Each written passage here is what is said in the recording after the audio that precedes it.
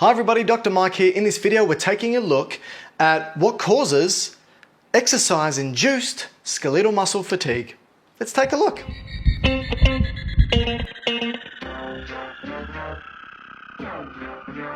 Now let's first define what exercise-induced skeletal muscle fatigue is.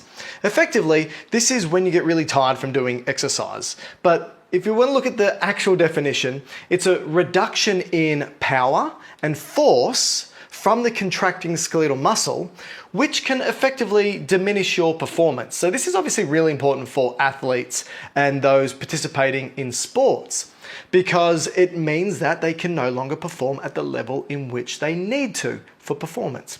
So let's take a look at what causes the fatigue. To understand that, however, we need to understand how skeletal muscle contracts, because it's all about knowing how the contraction occurs. I have done a detailed video on what we call the neuromuscular junction. I suggest you watch it, but if not, don't stress, because I'm going to go through it in a more simplistic view right now. So to begin, we know that in order for us to perform some sort of movement, it must begin at the brain. Now it's going to begin at the cortex, called the motor cortex, but also deeper structures like the basal nuclei and thalamus as well. But effectively, the signal must begin at the brain. So I said we're oversimplifying it. We'll go into more detail in a sec. Now, what the brain's going to shoot out is a signal via what we call an upper motor neuron. Now, this upper motor neuron will travel down the spinal cord. Now, I'm not showing it traveling down the spinal cord here. I'm just showing it moving, or at least projecting out. This is, again, what we call the upper motor neuron, and it will synapse or speak to what we call a lower motor neuron. And this happens, again, at the spinal cord.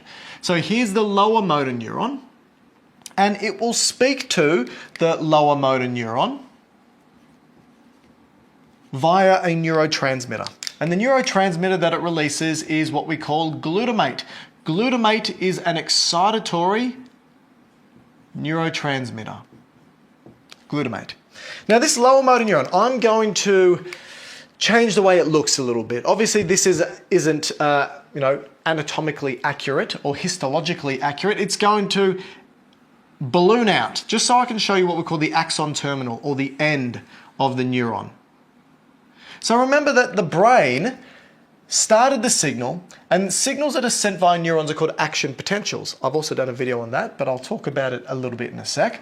The action potential travels, stimulates the release of glutamate, which stimulates the lower motor neuron. The action potential continues to travel, and then what happens is, once the action potential reaches the end of this neuron, right? The end of this neuron is the terminal. Remember, the action potential is when you've got what we call sodium channels, and the sodium channels open up in a domino-like fashion, right? So you've got sodium, which we know sits predominantly outside, and that sodium will enter a channel, carrying its positive charge with it, making the inside of that membrane positive. That change from what is originally negative to positive we call depolarization, and it triggers the opening of the next channel. So then that sodium channel opens and the next sodium enters, making it positive, opening the next channel, and the next sodium enters, making it positive here. Now, once the positivity or the depolarization has reached this terminal, it triggers a new channel to open up, which is a calcium channel, and the calcium channel opens up and allows for calcium to enter. Now, what calcium does at the end of a neuron is it tells these little, what's called vesicles. So you've got these little bubbles that contain neurotransmitters, and so let's draw the neurotransmitters in here. Here they are. Neurotransmitters, little chemicals that carry signals. And what the calcium does is it says, all right, off you go. So it tells the vesicles, it's time. It's time for you to bind with the membrane and release your neurotransmitters. And so this one's going to release its neurotransmitter or transmitters, and the neurotransmitter that's released that needs to bind to the muscle cell, which I've drawn up here, is called acetylcholine. Now, this is the muscle cell, also known as the muscle fiber. Those terms are synonymous. And a couple of things you can see here for the muscle cell. Muscle cells and neurons are both excitable tissues. What that means is they both have the ability to do nothing, and then when excited through action potentials, will do something. Neurons will send a signal, muscles will contract. So we need to ultimately send an action potential, this thing here, along here as well. Once that action potential reaches deep inside, it can trigger the contractile proteins to contract. And the contractile proteins are myosin, that's the thick filament that you can see here that have the little golf clubs on the end, and actin. But we're here at the acetylcholine. The acetylcholine must bind to acetylcholine specific receptors.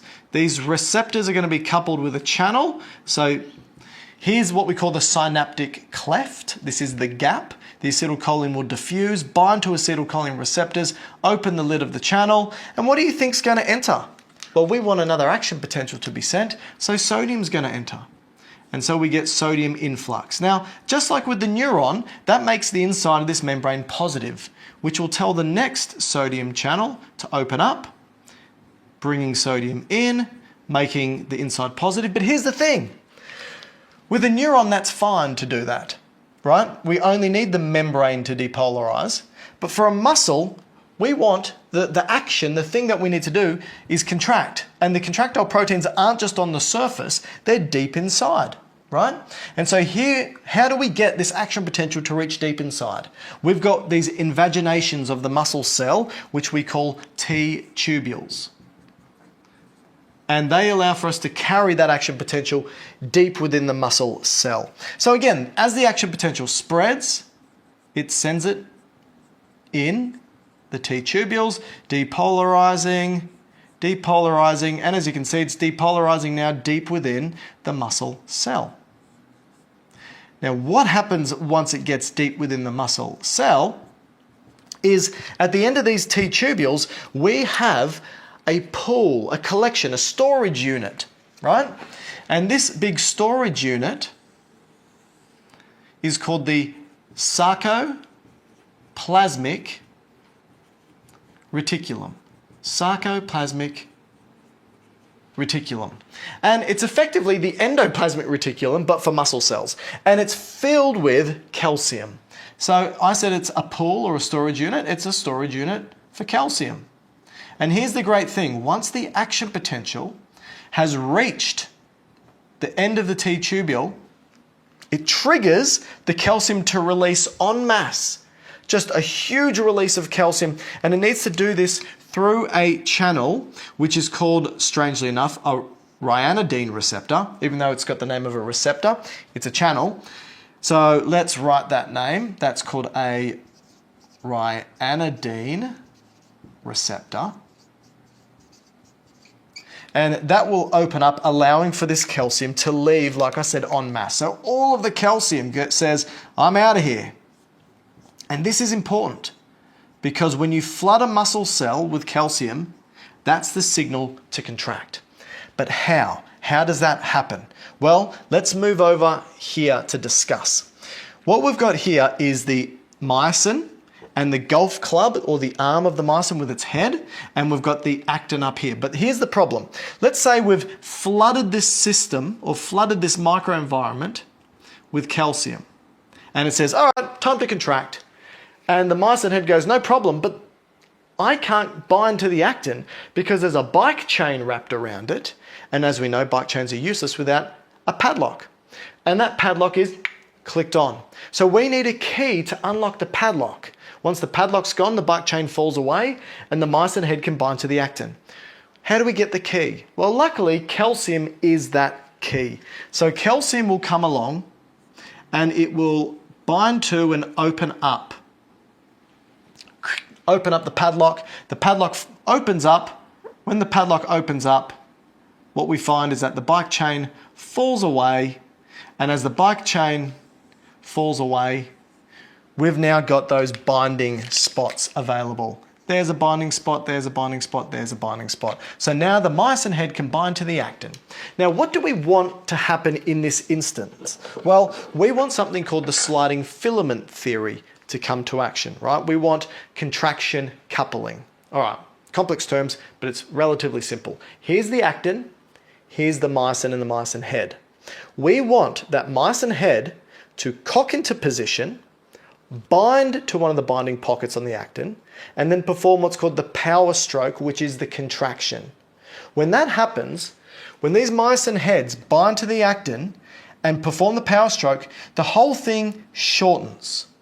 It shortens, and that's contraction. Now, it needs to do that multiple times, right? If it just did one cycle, so cock into position, bind, power stroke, that will only shorten the muscle by around about 1%. So we need to then pop it off, cock into position, bind, and just keep doing it, right? How do we do that? Let's take a look quickly at these steps here. Because again, I know that you're going, Mike, what's going on? I need to know about fatigue. We can't talk about it without going through these concepts. So the first step is we've had the calcium. Calcium is allowed for the myosin head to bind. But here's the thing. We need ATP. So we need ATP to bind to that myosin head. Now, that ATP needs to hydrolyze. What's hydrolysis? That's where we take water and we use it to break that ATP up. What do we break it up into? We break it up into ADP, adenosine diphosphate, and inorganic phosphate. Now, what that does is when the ATP binds to the myosin head and then turns to ADP and phosphate, that gives it the energy to cock into position, so you see that there, and bind, and you see that there. Now it's cocked into position and bound. Now what we need is we need the phosphate to leave. The ADP will still be bound, but we need the phosphate to leave. And when the phosphate leaves, contraction occurs. So importantly, we need phosphate to leave for contraction to occur. That's an important point for muscle fatigue. So let's just highlight this again, right? Just so everyone gets it, right? Let's say we've done one contraction. That myosin head is actually stuck after one contraction. How do we get it off? We need ATP, new ATP. So new ATP comes along, binds to the myosin head, pops off. ATP turns into ADP and phosphate, cocks into position and binds. The phosphate, or the inorganic phosphate, pops off, allowing for the power stroke to be performed, and then ADP pops off. But now it's stuck. What do we need? Well, it starts again, more ATP. ATP allows for it to pop off, turns to ADP and phosphate, cocks into position and binds. Then the phosphate will pop off, power stroke, then ADP pops off, and now we need new ATP, and it begins again. But take home message here, contraction won't occur unless the phosphate pops off. All right, now I think we have set the scene. Two really important points here is this. Contraction won't occur. 1, without calcium. 2, without ATP. Let's write this down. Contraction won't occur without calcium and without ATP. The other important thing is this.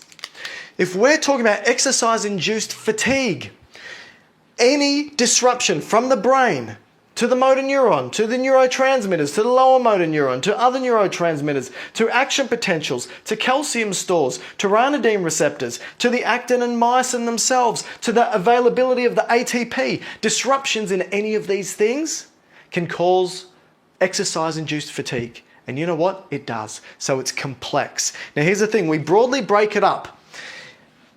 Here is called central fatigue. So basically all the nervous stuff we call central fatigue. Central fatigue. So this is fatigue generated or originating from the nervous system. And then we can have what's called peripheral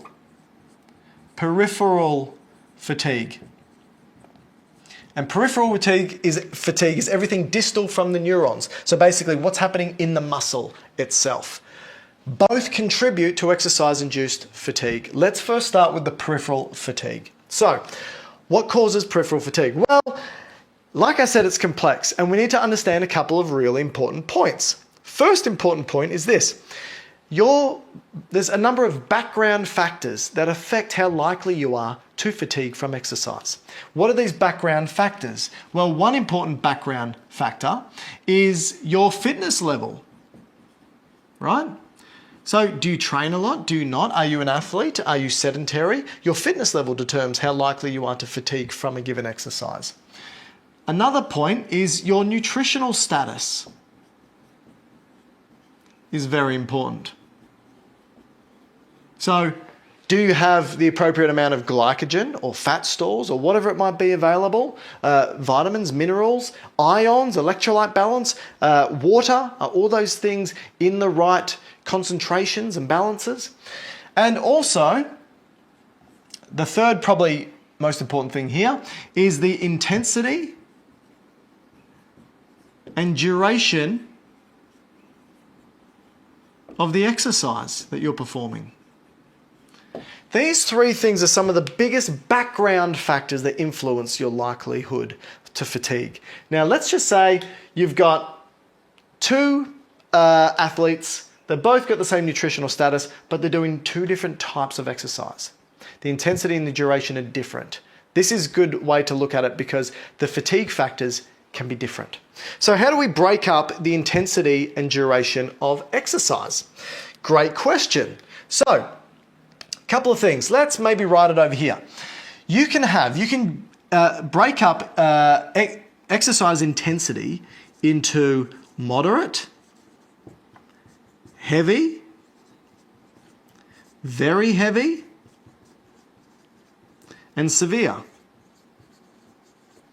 Now, generally speaking, this is to oversimplify, but I'm going to say, generally speaking, heavy, very heavy, and severe exercise, you really can't maintain for more than 1 to 10 minutes, depending on which one you're doing, right? Obviously, severe, by no means will you be able to do 10 minutes or probably 1 minute, right? But again, heavy, very heavy, severe, 1 to 10 minutes is probably as long as you can go before fatigue sets in and you can't perform anymore.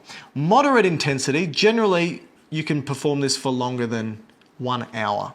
Now, this is important to understand because the reason why this can happen makes sense. When you're performing moderate intensity exercise, you're recruiting different fiber types. So your muscles are not all exactly the same. You've got some different fibers. So you've got type 1 fibers and type 2 fibers, and there's subdivisions of these. But to make it simple, generally speaking, you can perform exercise, moderate intensity exercise, for longer than an hour before fatigue sets in because you tend to recruit what we call type 1 fibers. Now, type 1 fibers are also known as slow twitch fibers. And slow twitch fibers don't produce as much force or power, but they can contract for a long period of time before they get fatigued. They're often referred to as being fatigue resistant. They utilize oxidative phosphorylation for their energy source. If we compare this to heavy, very heavy and severe, let's say you 100-meter sprint, right? How long can you perform a sprint at 100%? Not for very long before your muscles just don't work anymore. And that's because we are recruiting more so type 2 fibers. And these type 2 fibers are known as fast twitch. So they are faster, but they generate more power as well. And they tend to be what we call glycolytic. So they utilize glycolysis for their primary energy source. This is really important when it comes to fatigue, whether it's glycolytic or oxidative. And we need to take a look at this and what this means. So let's draw this up. What I'm going to do is I'm just going to wipe this out and wipe this out here and just going to make it a little bit smaller here. So let's draw the brain up. There's the brain there so we don't forget. And I spoke about central fatigue and peripheral fatigue. Now, a couple of important points. Let's talk about oxidative and glycolytic because we need to understand this for fatigue. So when muscle uses energy, or when muscle wants to create ATP so that it can contract, because like I said, what do we need? ATP. It can undergo glycolysis. So in glycolysis, we know that we take glucose, and we ultimately, through multiple steps, will turn glucose into pyruvate, right? Now, in doing so, what do we produce? We produce a couple of things, and I'm not going to be accurate here with the numbers, but we produce ATP, but we also produce NADH. And we produce the NADH by, and I'll do it like this actually, we take ADP and turn it into ATP, and we take NAD plus and turn it into NADH. So that's direct energy, and that's basically indirect energy. We send that to the mitochondria to make more energy, right? So through glycolysis, so this is glycolysis, right? So glycolytic. When we need to get ATP very quickly, boom, we just undertake this process. So type 2 fibers, boom, boom, boom, boom, boom, pumping out that ATP. Important. But it doesn't produce a lot. It's quick, but it doesn't produce a lot. If we want to produce a lot over a longer period of time, we can undergo this, produce pyruvate. Pyruvate can turn into acetyl-CoA. Acetyl-CoA enters the Krebs cycle with the help of oxaloacetate. And, it turns into a whole range of different products, right? That's the Krebs cycle, also known as the citric acid cycle, also known as the carboxylic acid cycle. But what does it spit out? Again, it will spit out ATP, great, but it also spits out, and I'll do this by taking NAD+. Well, let's just do it like this, because we already spoke about that. It spits out NADH, and it spits out FADH2. So yes, ATP, great, but these NADH and FADH2, they're really important because in the mitochondria, if I were to draw the mitochondria up, don't have a lot of room, let's draw it up inside this muscle cell, right? Because this is effectively happening inside the muscle cell, or at least this part is. I've got a mitochondria here. Actually, I'm just going to show one membrane because I need to show 2 layers of it. Let's get rid of that. All right, so here's the mitochondria. That's just one of the membranes, right? So I'm not going to show you the whole thing. We've got all these proteins embedded in the membranes, right? So you can have all the, and I'm not, again, not going to be super accurate here, but let's just draw up a number of proteins. And then let's just draw up this important little pump here. Okay. So we have NADH and FADH2.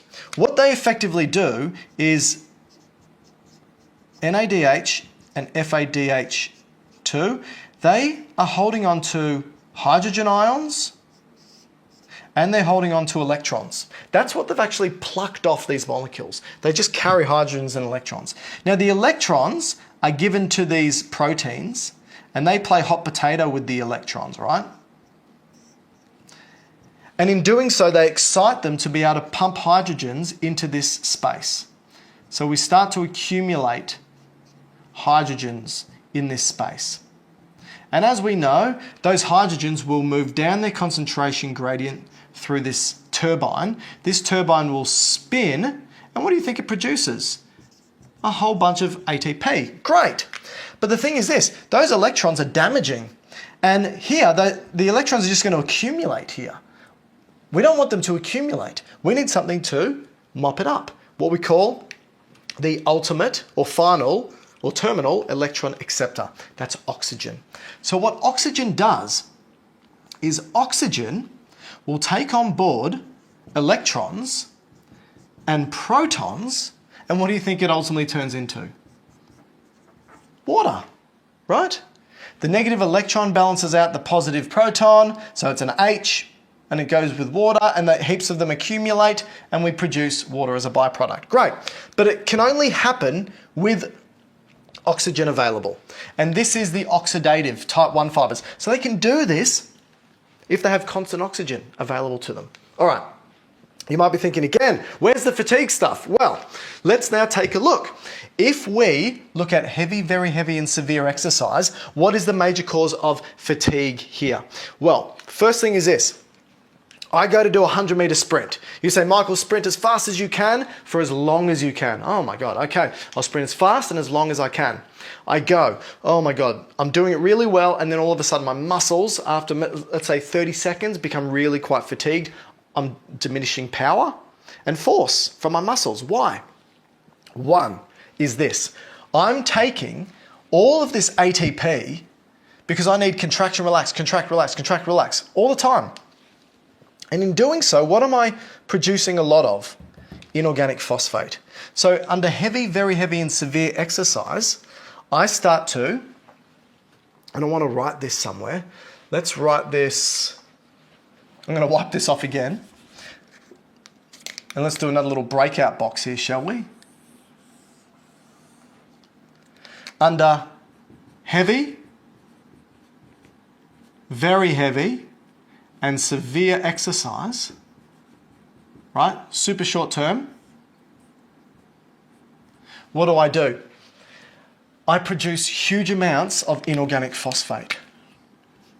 The inorganic phosphate accumulates. So all this inorganic phosphate in this area accumulates. Think about it here. These want to contract, right? You've got all this inorganic phosphate accumulating because I just keep contracting so I can sprint. But here's the problem. If you accumulate all this inorganic phosphate in the microenvironment, how likely is that inorganic phosphate to pop off? So if there's a high concentration here, you know concentration gradients, right? Things will move from a high concentration to a low. It's going to be less likely to pop off. So it just says, there's too many of me around here. I'm just going to stay here on the myosin. And it stays on the myosin. If it stays on the myosin, you don't get the power stroke happening. So an increase in, where have I put it? An increase in inorganic phosphate reduces skeletal muscle contraction because it reduces the power stroke. Important. Another thing happens is this. If we're increasing the amount of inorganic phosphate in this area here, because we've also got the concurrent increase of calcium, calcium and phosphate come together. So remember in bones, we have something called hydroxyapatite. That's calcium and phosphate coming together to form crystals that make bone hard. So this phosphate can exist in other forms. This phosphate can exist as hydrogen phosphate. And that hydrogen phosphate can bind to the calcium. And what it forms is a precipitate. Now, it's poorly soluble, right? And it's not a crystal like it is in the bone because there's other things involved there. But they do come together. And now think about that. If the phosphate and the calcium come together, you're getting rid of the calcium. There's less calcium available. And if there's less calcium available, you're not unlocking the troponin and tropomyosin. No contraction. So there's two things. One is that the concentration gradient, it changes. And two, precipitates. I'll just write that with calcium, right? Not great. All right, what's the other thing that happens here?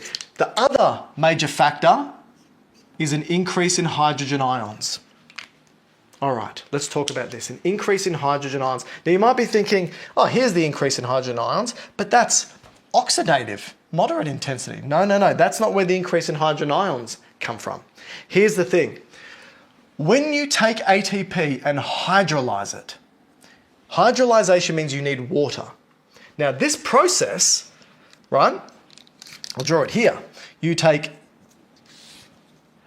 ATP and you take water, and what you end up producing is ADP plus inorganic phosphate. That's cool because that's what we've got there.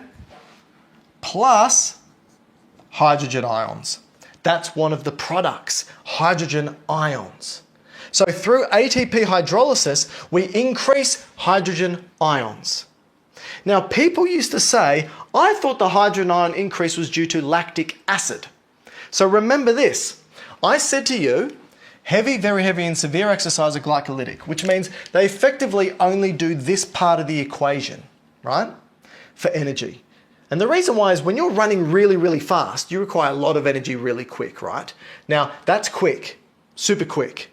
If you go down this pathway, you need oxygen to complete it, right? Oxygen. But when you're running super hard, super fast, you can't bring in enough oxygen for this. So it backs up, and backs up to the pyruvate. And what people used to say is, when this happens and we don't have enough oxygen here, we don't go through this, what we call oxidative phosphorylation, which we call aerobic respiration. We go through anaerobic respiration, and that pyruvate turns into lactic acid. And we know that lactic acid produces hydrogen ions and lactate. What we know now is this. It's very unlikely that we produce lactic acid. what we think is happening here is that the pyruvate will directly turn into lactate. And in that process, this is important, it doesn't release hydrogen ions. Lactate binds to hydrogen ions. And we know this because the whole reason why pyruvate turns into lactate here is because one of the limiting factors to produce this ATP is we need NAD plus available. But here we're turning NAD plus to NADH. It's useless down here, right? Because we don't have oxygen. It's useless. So we need to turn that NADH back to NAD plus. How do we do that? Thankfully, NADH can turn back into NAD plus when pyruvate turns to lactate. Why? Because that lactate can bind those hydrogen ions up. Lactate is actually a buffer, and lactate is likely not the source of hydrogen ion concentration or the source of fatigue. Lactate probably helps us during fatigue and is a buffer. Hopefully that makes sense. So they're the two major factors, right, when it comes to heavy, very heavy, and severe. What about when it comes to moderate intensity exercise? So moderate intensity exercise. Well, the main factors contributing here is this: reactive oxygen species. What are they? All right, think about this. So remember, moderate intensity exercise, oxidative. You're doing it for a long period of time and it's using oxidative phosphorylation. So it's playing hot potatoes with electrons. These electrons can leak. So if these electrons start to leak out, electrons are dangerous. Excuse me.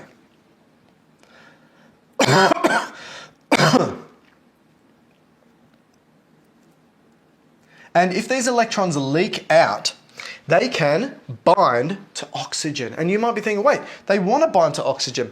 Yes, but here's the problem. If they bind to oxygen not in this pattern that we need here to produce water, right? If they just bind to oxygen, they can form what's called superoxide. They can also go from turning into superoxide to hydrogen peroxide. So you've got superoxide and hydrogen peroxide. They're both reactive oxygen stresses or reactive oxygen species. What do? They are damaging, right? They damage proteins. They like to steal electrons, right? That's what they want to do. These reactive oxygen species, they're known to damage the ryanodine receptor. Now think about this. If they damage this ryanodine receptor, we need this receptor to work in a patterned way so that when the action potential is sent, huge amounts of calcium are released. And that huge amount of calcium unlocks contraction can occur. But if you're accumulating reactive oxygen species, it can leave this ryanodine receptor just open, like the door's cracked open a little bit. So let's say it's like this and the door's cracked open just a little bit. What this means is over time, our calcium just leaks out. And that means when the time comes and we need that huge amount to leave, we have less available. And that translates into less of a contraction, less force, less power, and fatigue. All right? So that's reactive oxygen species. And the other thing here is simply a reduction in available ATP. And the reason why is as you exercise over longer periods of time, you're reducing the amount of glycogen that you have, because remember, this whole process needs to happen starting at glucose. We need glycogen stores. And glycogen turns into glucose. Now, we don't have huge amounts of glycogen. After 1 hour of moderate intensity exercise, we're starting to get close to exhausting our glycogen levels. So the reduction in glycogen results in a reduction in ATP. Let's write glycogen, because it's probably more accurate to say a reduction in glycogen. And these are the two major factors contributing to fatigue for moderate intensity exercise. All right, you might be saying you haven't spoken about central fatigue, and I haven't. And the reason why is this. Effectively, central fatigue can happen at the brain, the upper motor neuron, and the lower motor neuron, and the neurotransmitters. So brain, neurons, transmitters. The brain can be affected through motivation, right? Motivation and perceived effort. So a couple of things can happen here, right? as you start to exercise, you accumulate all of these factors, this milieu, and if it becomes acidic, that environment from all the hydrogen ions accumulating, you can start to get pain, and that pain feeds back to the brain and it alters your perception. And you go, this is getting hard, this is getting difficult, I'm in pain, it's uncomfortable, and that contributes to fatigue. In addition to that, alterations of these neurotransmitters as well. If you keep pumping them out, you're less likely to be able to reuptake them appropriately and push them out at the appropriate time. That contributes to fatigue. And in addition to that, when you do exercise, you sweat. What comes out in your sweat? Sodium, right? And when the sodium comes out in your sweat, it can alter the ion balance, and that can alter the action potentials that are sent. But that's not the only thing. Here's the other thing. As you accumulate these products, right? Inorganic phosphate, hydrogen ions, reactive oxygen species, and other things throughout this, they get detected in the muscle by receptors. And these receptors send a signal back to the nervous system, right? And here's the thing, I'm going to move this. The signal that it sends back to the nervous system, so let's say it's here, it gets detected. Here's a neuron detecting what's happening, right? Oh my gosh, there's all these hydrogen ions and inorganic phosphates and ADP accumulating. It sends a signal back, not necessarily to the brain, but it sends it back to the spinal cord, right? Back to the spinal cord. And at the spinal cord, it speaks to a neuron that sits in between, what's called an interneuron. So here's an interneuron. And this interneuron is inhibitory.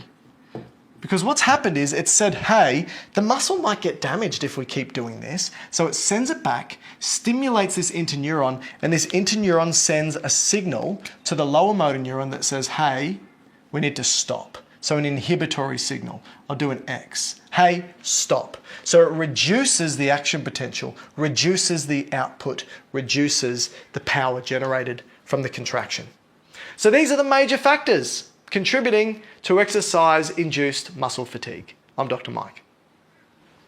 Hi everyone, Dr. Mike here. If you enjoyed this video, please hit like and subscribe. We've got hundreds of others just like this. If you want to contact us, please do so on social media. We are on Instagram, Twitter, and TikTok at Dr. Mike Todorovic, at DrMikeTodorovic. Speak to you soon.